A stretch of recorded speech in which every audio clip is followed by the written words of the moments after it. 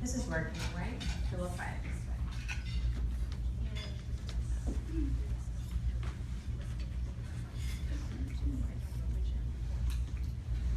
Okay, all right.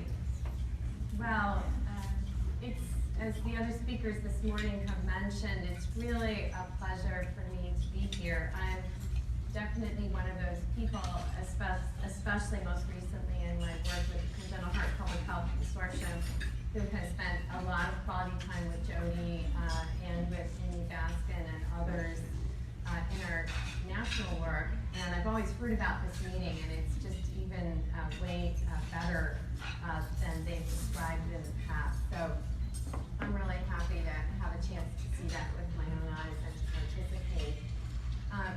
The role that I was asked to play today was to talk a little bit about and give you some information about the FDA approval process and special issues that relate to pediatrics. Jody talked a little bit about my background, but I will say that I have been one of the people who has written and run FDA studies in pediatrics. So I know quite a bit about this just from my own work. So we're not going to go through the long and involved gory details of what the FDA review process looks like. I just wanted to make a few points and maybe just introduce some words that you might have heard on this first slide. The first thing to understand about the FDA approval process is that there's two parts to it that the FDA actually approves. There's the preclinical testing, really all the background testing of products and the engineering profile of products, and then the clinical part where they actually look at actual data and information. And it's both of those two parts of the data story together that is what's put forward for an FDA approval. There's two big pathways in the FDA for what gets approved. One of them, which is the one I have more personal experience with and is very pertinent to our field, is the device pathway. The device pathway is the sort of little bit newer pathway. It was been developed a lot over the last 15 years. Devices actually that are pre-approval have to get something called an IDE exemption, and trials are called IDE trials. And then when devices are put forward, they can be put forward for an approval called a 510K approval. The 510K approval is when a company tells the FDA that a device is really a very similar equivalent to something they've approved in the past, and can go forward usually with a lot less information. There's also the main pathway, I guess, which is actually the third one listed, the PMA pathway. That's for a brand new product that's gone through an IDE trial that's newer than something that's come before, and that's a pathway for approval. And actually, the HDE one, which is an important one in our field, the humanitarian device exemption, was one of the new pathways that was created by legislation specifically for the kind of problems we deal with here that the last panel was alluding to, where there's a small market and we need sort of a special pathway, and I'm sure Katie will talk more about that. The drug pathway, drug trials are called IND studies, investigative new drug applications, and if investigative new drugs, and then if a drug is put forward for approval, it goes through an NDA process. And then there's even a separate process for the new classification of biologics. They also start with an IND, but they end up submitting a BLA application. And so the most important thing to understand when you try to make sense of all of this is that the drugs or devices that are put forward for approval on the market and get approved on the market only get approved for very specific labeled indications. That's what they're approved for, and that's what companies are allowed to market them for. Using drugs or devices that are not legally on the market in the United States is against the law. So that's why the only way that we can study them is through these approved studies, either the IDE studies or the IND studies through the FDA. If drugs or devices are used for something other than that labeled indication, that's what's called off-label. That's not illegal, that's not against the law, but it's off-label. So the whole process, as you can imagine, the pharmaceutical industry in the United States is unbelievably successful, so is the device industry. It's a big moneymaker, but the whole process just doesn't work for kids.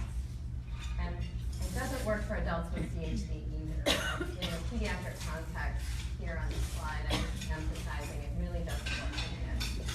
And I just wanted, so the point of this talk is to give you guys a little bit of a better understanding of why.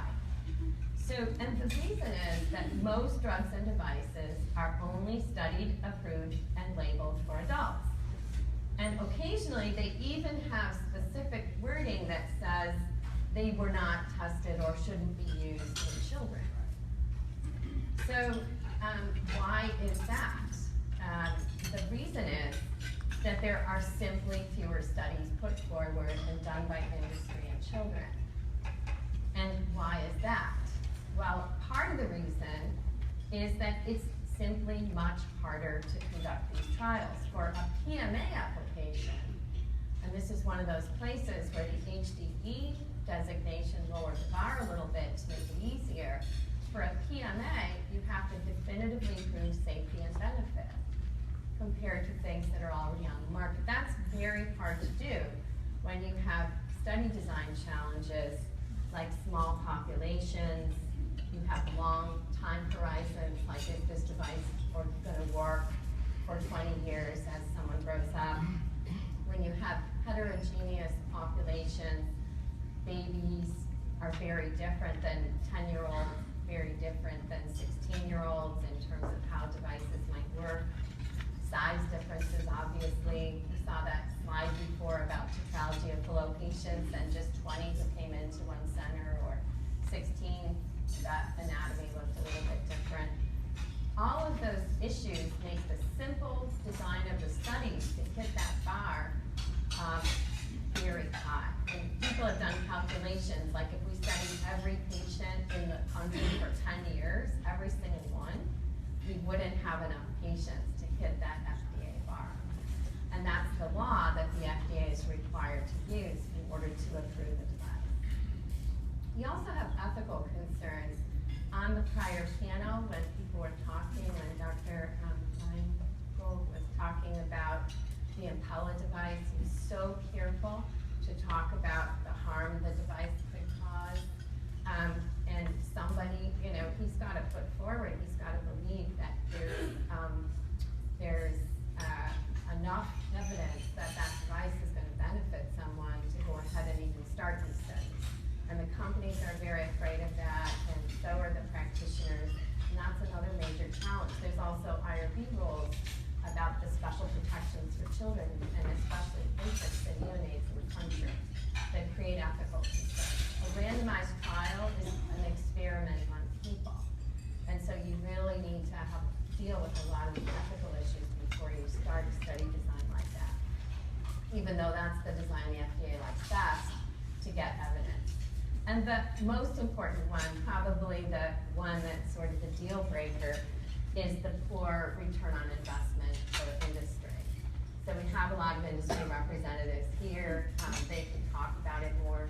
But there's been issues where even the filing fee to submit an application was more than a company felt was worth it. Just the filing fee, that wasn't the cost of the whole study. And I personally was involved with the study with the company for many years that created a data set that the company funded to some extent along the way, created a data set that showed that a product was good for treating a congenital heart defect. And even at the end of the whole study, after it had been audited by the FDA, the company said, we don't want to put it forward because it's not even worth the filing fee for us. So this ROI issue is a really big problem. why does it matter to all of you as people with heart disease, as parents of people with heart disease, as me as a pediatrician and a pediatric cardiologist? These are the most important problems that this whole scenario of the failure of the current process to support labeling and approval of devices and drugs and kits. The first one to know about is that off-label use is extremely common in pediatrics. It's way more common in pediatrics than it is in adults. And what that means is that a lot of the drugs and devices that you're being exposed to, or that your kids are being exposed to, simply have not been adequately tested in a pediatric context. They simply haven't gone through that same rigorous process.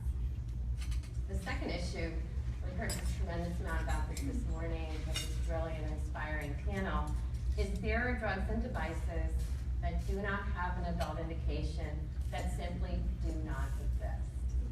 Industry is simply not making them and building them. We were hearing about the challenge, even with a successful device, not being able to move forward with this process.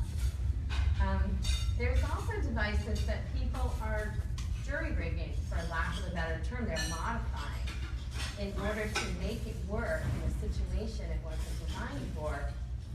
And they're doing that because there aren't any other alternatives. And then there's also a problem for doctors and hospitals, but it's increasingly going to be a problem for all of you with co-pays and insurance denials, that insurers simply say, we're just not going to pay for things that haven't been adequately tested and labeled by the FDA. And so you can't get it approved, you can't get it covered, and that's another barrier, especially for things that are very expensive. So this is just a slide a little bit about off-label use in pediatric cardiology. There's been a couple of studies of this in the drug world. One was done by Sarah Pasquale at Ann Arbor now. One was done by Lily Maltz, who was working with Dr. Russell at Children's National in Washington. And actually, Sarah's study showed that using a big national database of children's hospitals, that 78% of pediatric patients hospitalized with cardiovascular disease got at least one off-label use medicine, and a third of patients received 3 or more. And then the common ones, and probably almost every child in this room or people who have grown up have had one of these drugs, are listed here of just drugs that were off-label. And then in Lily's study in DC, they found that 94% of patients in their cardiac ICU were treated with at least one off-label drug. And then this is just a slide I brought actually to talk about modifying an adult device for pediatric patients. Actually, on the tables yesterday, MEDTRONIC had put a little card that had a melody valve on it. And if you find that card and you compare the card to this picture, which was in a publication done by one of my colleagues in Boston, Dr. Quinones and Amani, it's the one we were talking about earlier in the mitral position. People asked questions about that, where the melody valve was modified in order to put it in the mitral position. And if you look at that picture over there, you can see that the little zigzag edges have been cut off on one side, and you can see there's that little thing in the middle, which is where the surgeon had to, before, put something around there so they could have something to stitch into, because that's not on the normal melody valve, as they called it a skirt. And then there's some pictures here showing it, and I think Josh this morning is the person who mentioned that the geometry of the mitral valve, actually maybe it wasn't him, but one of the speakers talked about that, how the problem was the annulus was just too small. The surgeon actually had to take that device and put a special stitch in to keep it from interfering with the aortic valve. So this is a publication celebrating the success of that story, because there's babies in Boston who got to have a mitral valve replacement in ways they otherwise wouldn't have any great alternatives for.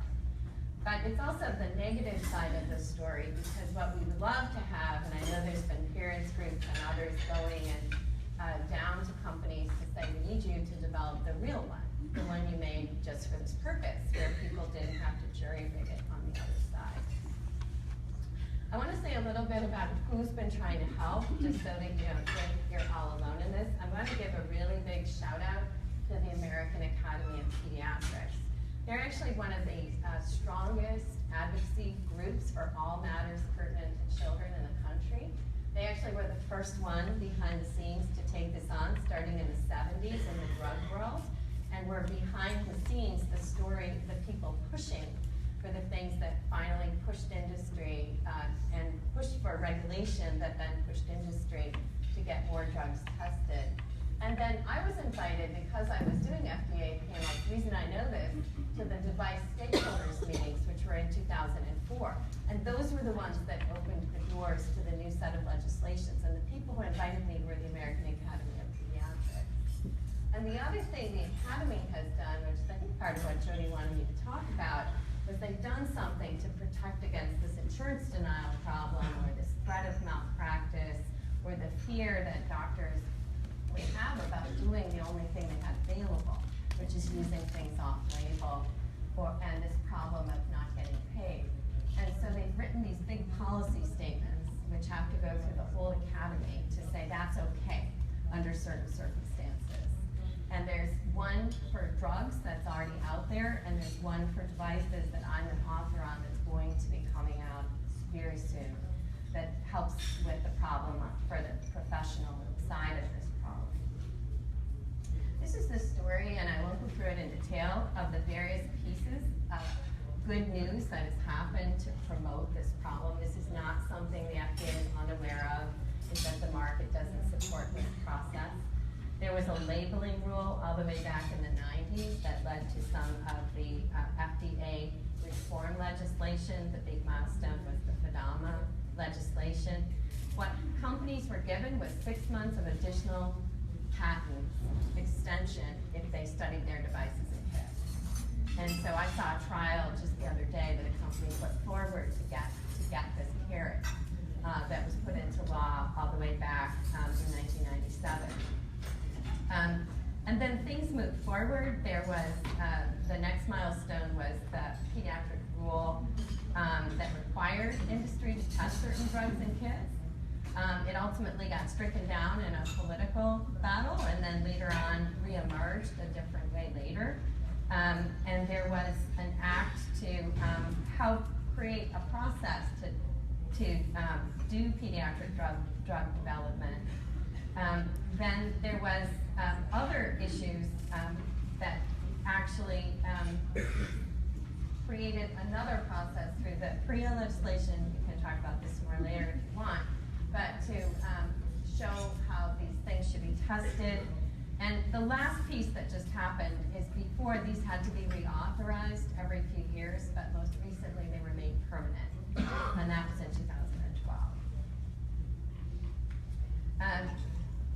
A couple of the outgrowths of that story were the Office of Pediatric Therapeutics. People may not know about that, but they actually is a whole agency within the FDA that's all about the pediatric problem, and that's where a lot of activities happen. As I said, the HDE pathway and some of the orphan drug and device legislation was initiated to solve this, and you're going to talk, I'm sure, a lot more about that. There's this required collaboration between the FDA and the NIH and NICHD to actually, tell NIH that there's certain drugs that should be tested, and if the industry isn't testing them, they should go out and set about a pathway to do that. And there was something called the Pediatric Device Consortium Grant Program, which is going after even the device development phase and then all the way through to the device approval phase. And I suspect we might hear more about that too. I just want to end by just talking a little bit about this whole subject through the lens of how many ways it can sometimes go wrong. We talk a lot about not having studies, and sometimes there's a tendency to do underpowered studies or studies that are just borderline in terms of how far they can really give us information. I think many of you here may be on the drug sildenafil, Revatio, and may have been a part even of this story as it's unfolded over the last couple of years. Sildenafil is a very common drug that's used off-label to treat pediatric patients with pulmonary hypertension.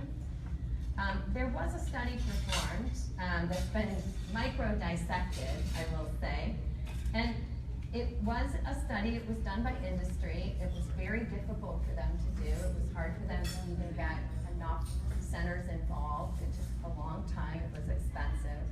At the end of it, it did not really conclusively prove clinical benefit for this drug. And in one high-risk subgroup, it suggested there might have been a concern.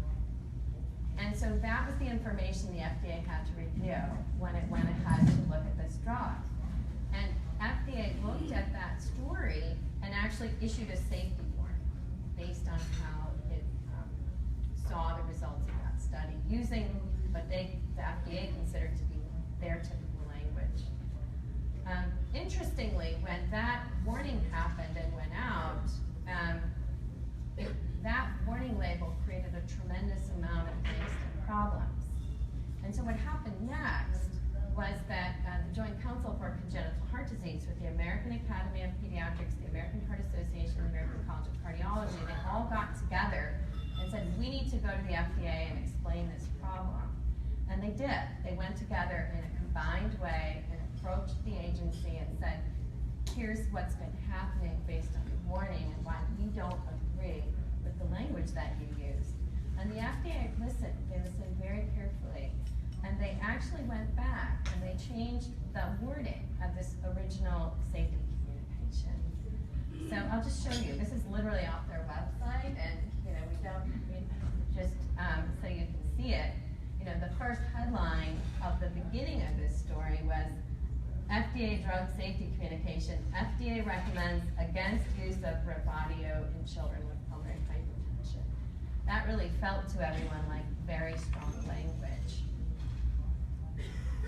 But then, after the Joint Council went forward and the agency went back and really reconsidered what had actually happened, they issued this.